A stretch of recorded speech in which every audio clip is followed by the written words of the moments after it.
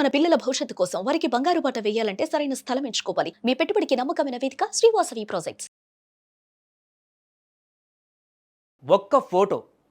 ఒక్క ఫోటో అగ్రరాజ్యం అమెరికాని ఇప్పుడు షేక్ చేస్తుంది. ఆ ఒక్క ఫోటోనే అమెరికా అభివృద్ధిని కూకటి వేళ్లతో పెకిలిస్తామంటుంది. వారిద్దరి కలయిక అమెరికా ప్రభుత్వం పైన తీవ్ర విమర్శలకు దారితీస్తుంది. ఇంతకు ఆ ఫోటో ఏమిటి? దాని వెనక రహస్యం ఏమిటి?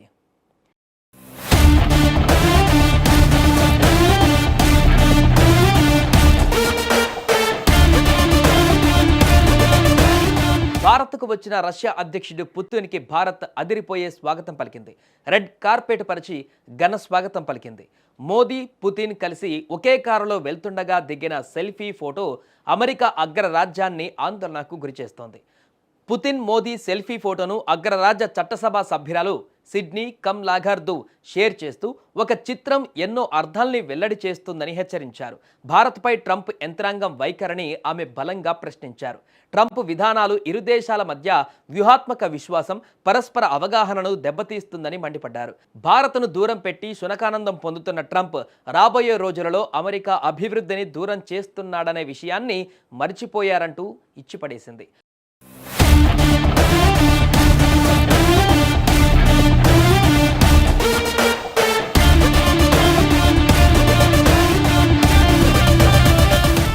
అమెరికా వ్యూహాత్మక భాగస్వామ్యులను శత్రువుల చేతిలోకి నెట్టడం ద్వారా మీకు నోబెల్ రాదు మిస్టర్ ట్రంప్ అంటూ ఎద్దేవా చేస్తూనే ఇప్పటికైనా వాషింగ్టన్ మేల్కొనాలని ఆమె పిలుపునిచ్చింది. ట్రంప్ అహంకారం రాబోయే రోజులలో అమెరికాను కోలుకోలేని దెబ్బతీయడం ఖాయం. టారిఫ్ల వల్ల అమెరికా, భారత ప్రజలు సవాళ్లు ఎదుర్కొంటున్నారంటూ ప్రమీలా జయపాల్ అభిప్రాయపడ్డారు. అవి భారత ఆర్థిక వ్యవస్థను, అమెరికా వ్యాపారాలను దెబ్బతీస్తున్నాయని ఆందోళన వ్యక్తం చేశారు.